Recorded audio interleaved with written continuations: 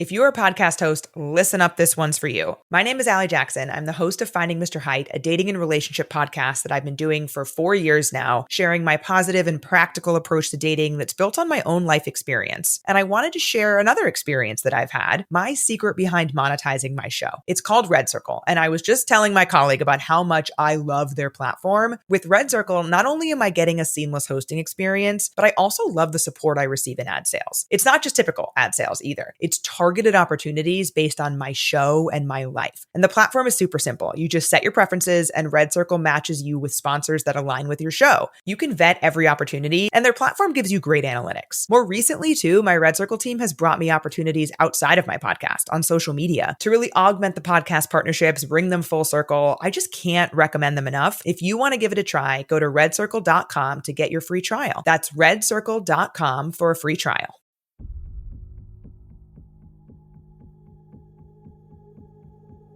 Our lives require failure, like our lungs require oxygen.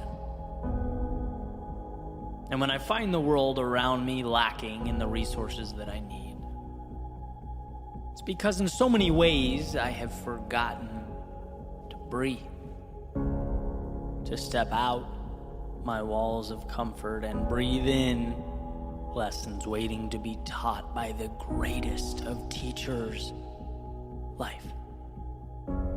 Life, the unpredictable and often unremarkable miracle. The book that reveals itself through experience, that tells tales only in hindsight. Our world is a book in which we choose our own ending, and so we must fail. Because failing means living, and we were meant to live. We must fail because every failure is the mark of a poet, an artist, or an author bringing the story one step closer to its resolution. Continually walking up to a blank wall and making a mark, a single trivial mark, a mark that's misunderstood at best, but likely scoffed at, ridiculed. But each mark gives meaning to the one before it. These marks, they become chapters, become narrative shifts, become stories. Every failure you throw against this wall becomes part of a mural. It's an element of beauty before the work can even be deemed beautiful. Yet we continually misunderstand.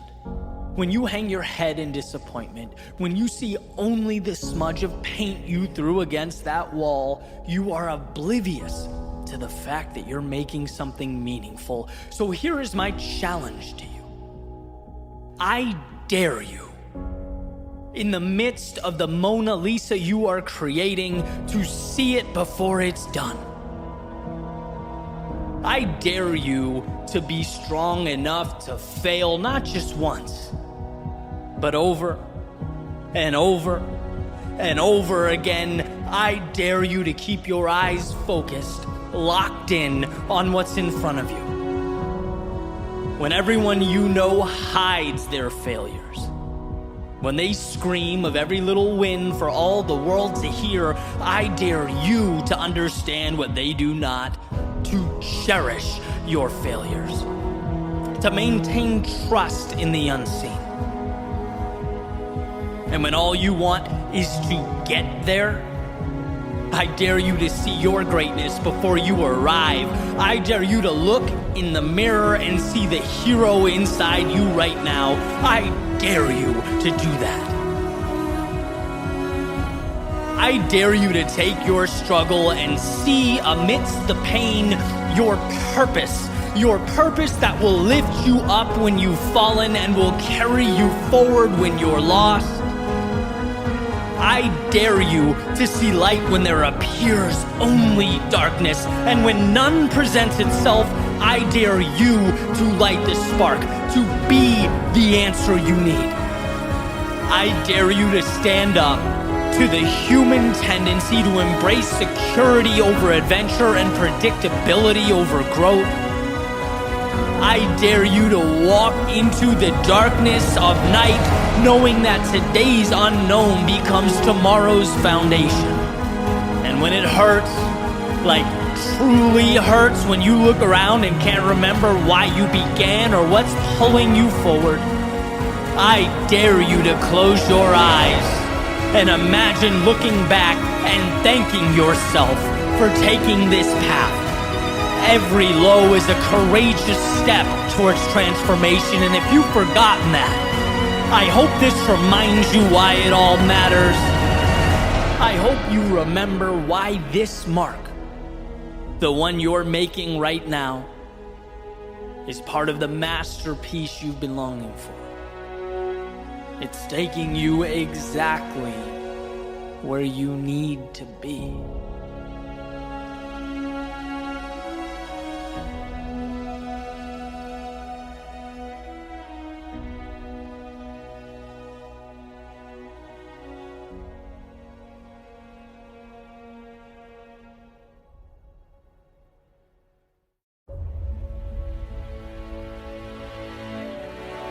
For a second, imagine that feeling in your stomach. The nerves, the discomfort, maybe even the doubt as you walk up to do that one thing that scares you, that stretches you just a little bit further than you're ready for. And as you move towards that sort of dark unknown, the mysterious discomfort, what's on your mind? Are you starting to rationalize? Maybe you're asking yourself, hey, why did I do this to begin with? It seemed like a good idea at one point. It seemed bold and adventurous. But now it seems like the wheels have hit the road and the narrative is shifting in real time. So try and recreate that feeling for a second. Looking fear in the eyes. Capture what it means physically, mentally. For me, it was public speaking, right? Half a decade ago, standing backstage, palms sweating, little voice in my head saying, hey, Ed, cubicle doesn't seem so bad right now, does it, genius?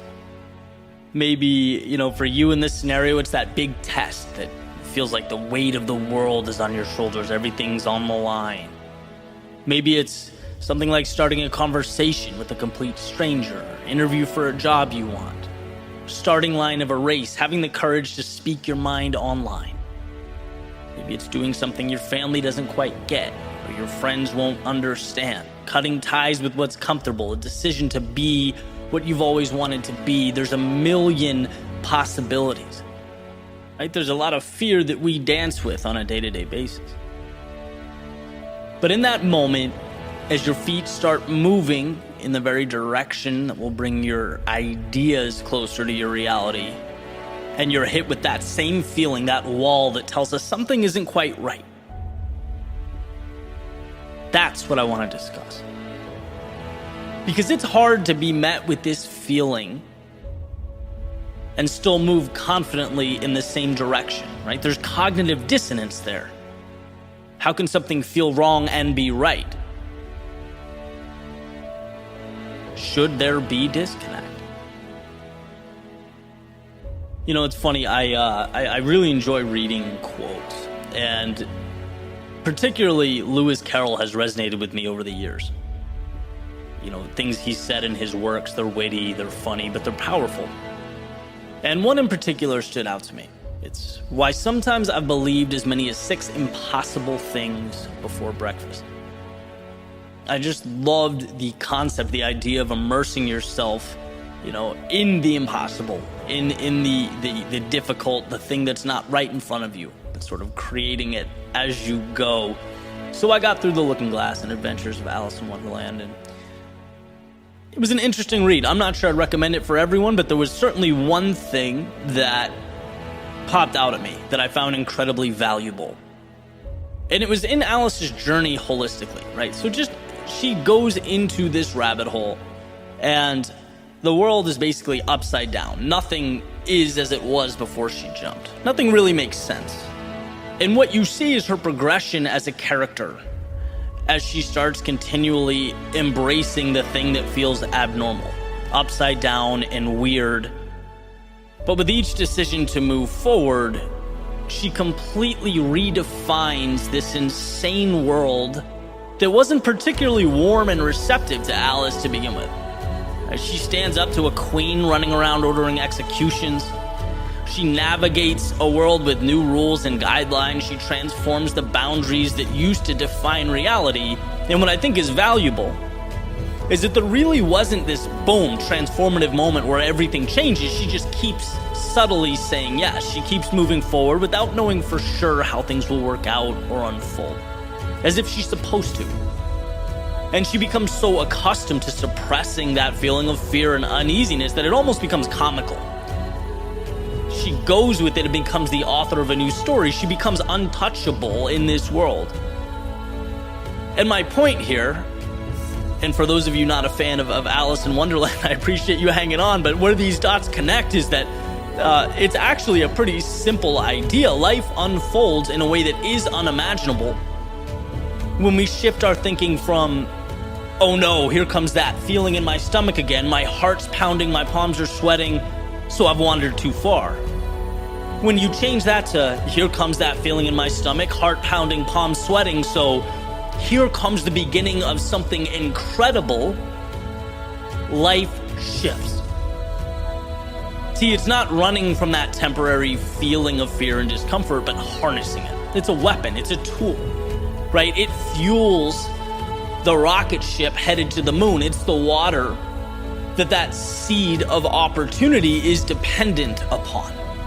And sure, it feels new and unsettling, and yeah, it's uncomfortable, but so is, as we learn, everything good.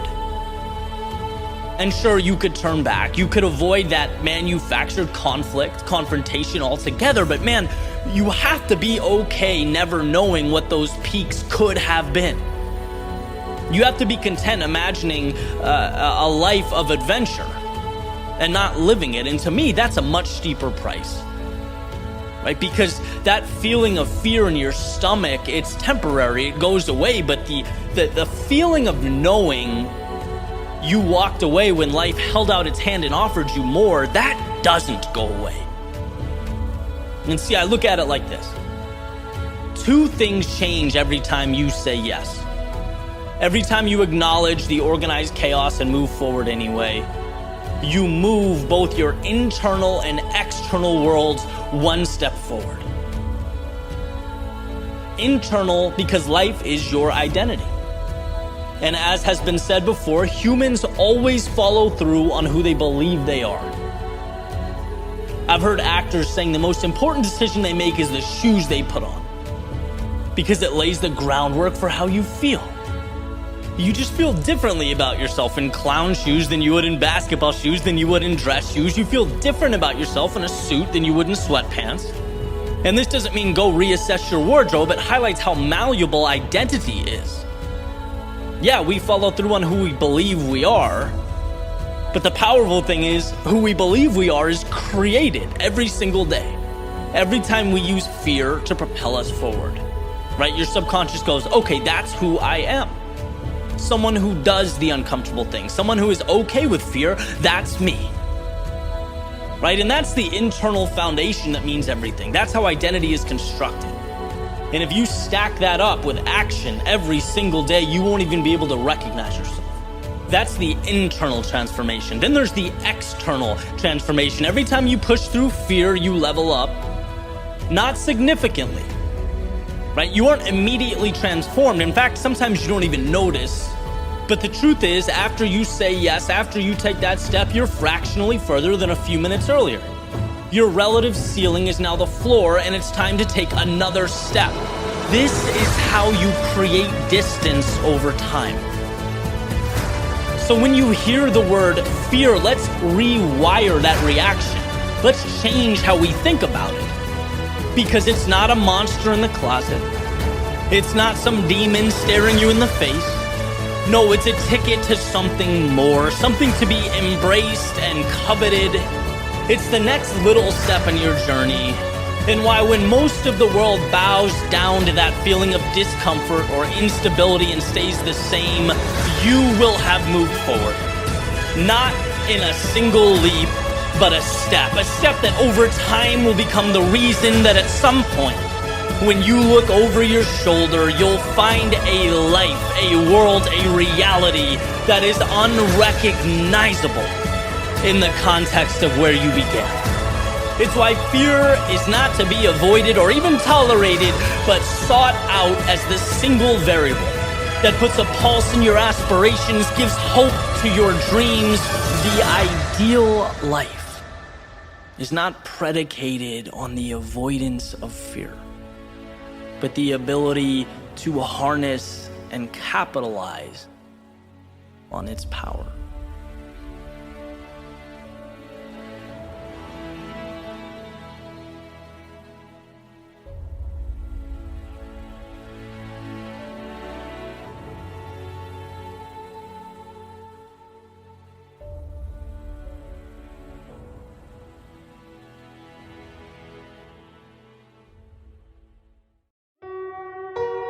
So imagine with me that it's a fall morning years from now. Right, the sun is shining through your window, you'd get out of bed just like it's any other day. Except this particular day would be different. It would be your last day on earth. So you'd walk outside and begin reflecting on life from day one to where you are now. And in that moment, my question to you is, what would you value most looking back? I've always been intrigued by this question. Even though it's a tough one, I like it because it's a simple reminder of what's important. It brings much needed perspective. So what would that moment look like? Your last day, when you get to look back on everything you've done, right? The legacy you've made. You most likely won't focus on how tough the climbs were. You probably won't remember the battles and the struggles. What you'll remember are the moments of victory, the times when you were able to do something significant to contribute to the world, to help and be near those who mean the most to you. What we learn as we get older, as we progress through life, is that failures dissolve, right? They fade away. They provide us with the wisdom that we so desperately need, and then they disappear into the universe. It's the other piece that needs our attention. That quote we've heard a million times about regretting the things that we don't do more than the things we do, and how fear constantly gets in the way of our potential. So imagine, right, as you continue this walk outside, that you think about your dreams, the things that fear kept you from becoming. Because on your last day alive, in the face of death, you'll probably realize that the worst possible scenario wasn't as scary as you thought. Study after study shows that the biggest regret of people with limited time left is living according to the expectations of others, not having lived a life that was true to themselves. We're fortunate enough to have that wisdom now. Why would we not act on it? Don't let yourself be the person who looks back and dreams about what if. Do your dreaming in the present. We're all writing our stories. Make yours a thriller. Make it a bestseller. Live now. Let that fear fade away, because in a universe where your existence essentially equates to a drop of rain in a thunderstorm, what the hell is there to be afraid of? Be the type of person who finishes this walk outside with a smile, content with the journey, all the turns, the adventures, the small failures that shaped who you are, the successes that lifted you up. As the old saying goes, everyone dies, but few truly live.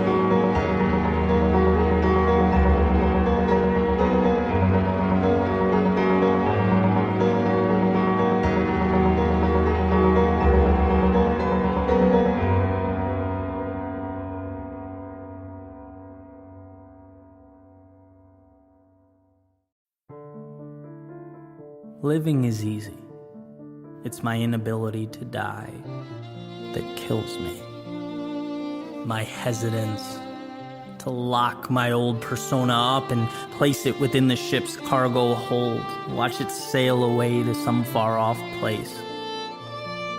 Maybe for a minute, maybe forever. But the bird has to be uncaged.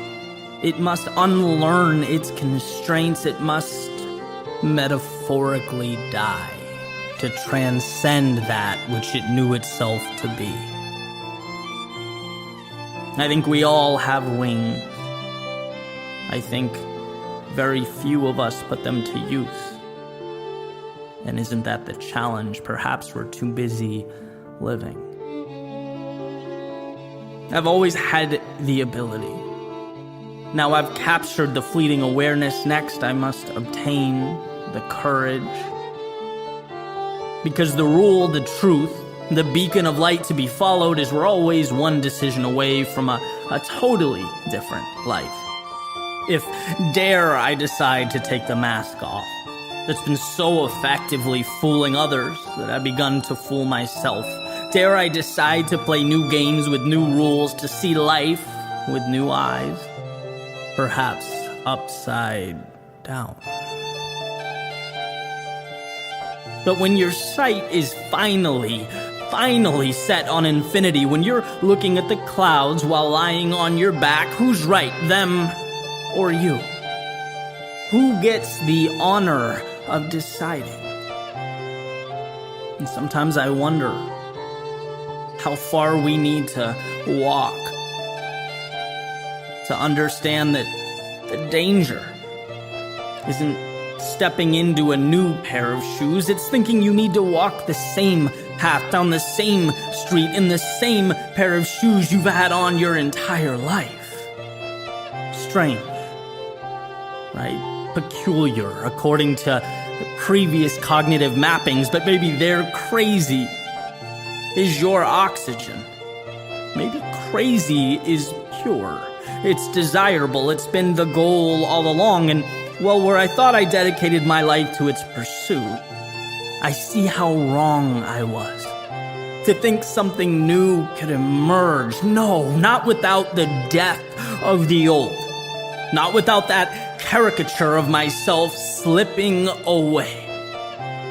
Not without that ship taking everything, every last thing. I want roots ripped from the ground. I want new heroes and new villains, new street signs telling of new roads, new tears from eyes stimulated by that which I've never seen, the increased rhythm of a new heartbeat in anticipation of all that lies ahead. New beginnings, maybe for a minute, or maybe forever. I'll let you know once I learn to die.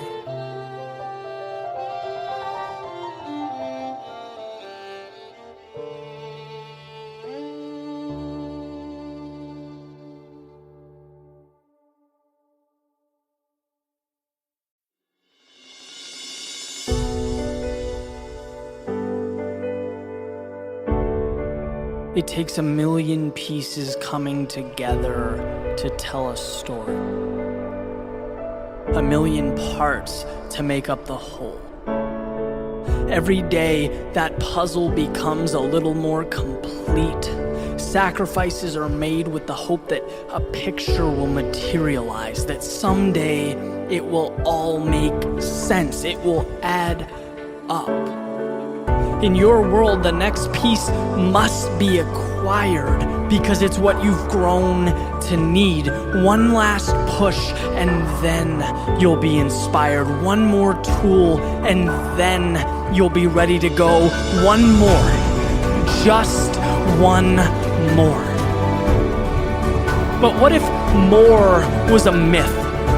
What if your idea of necessary was wrong? If you already had what you need and the objective shifted, not from seeking your next answer or finding your next piece, but in rearranging the pieces that are already in front of you, playing the hand that you have.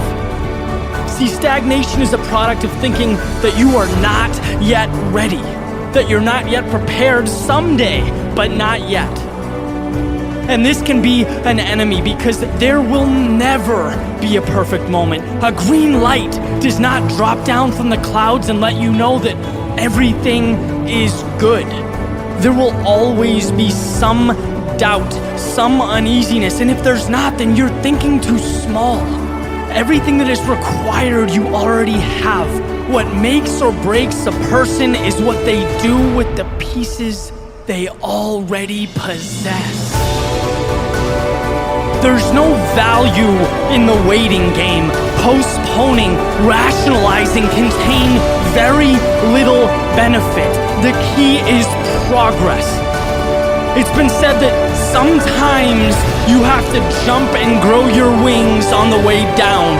Trust that within you is everything you need. You will grow, you will learn, you will evolve, but that doesn't happen standing still. Stop chasing every single thing you don't have and start capitalizing on what you do. Regret will cling to those waiting for their perfect moment while you manufacture mountaintops.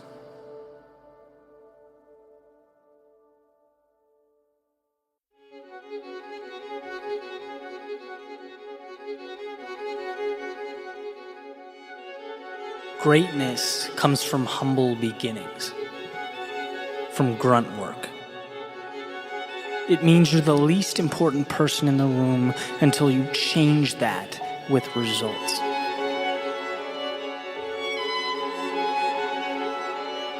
See, ego tells us that we need success now. It replaces action and progress with a false sense of reality.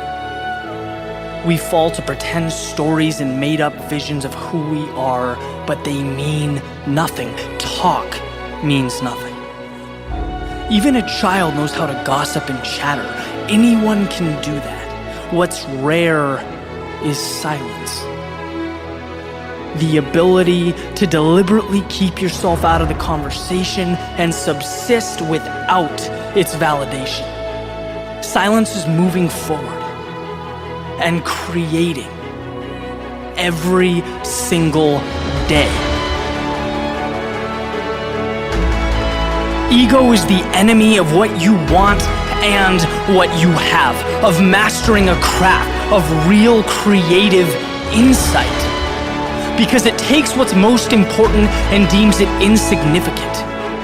The struggle, the uncertainty, the doubt, the things that not only light the path to success, they are the very foundation success stands on. These things keep us humble. They make us students. They show us that the best never stop learning, because with certainty comes the death of creativity. As Richard Feynman states, you must not fool yourself, and you are the easiest person to fool. When you fall into the trap of seeing recognition as the goal or status as the finish line, you will fall short time and time again. Triumph lives in a purpose much larger than yourself, from a focus not on being but doing, on driving toward a target, revealing a simple question: are you doing what you set out to do? Are you willing to endure what most aren't? Put in the hours and hours that go unnoticed, the struggle that goes unrecognized, and the incremental progress that goes unseen. Are you willing to let go of ego and become the best possible version of yourself?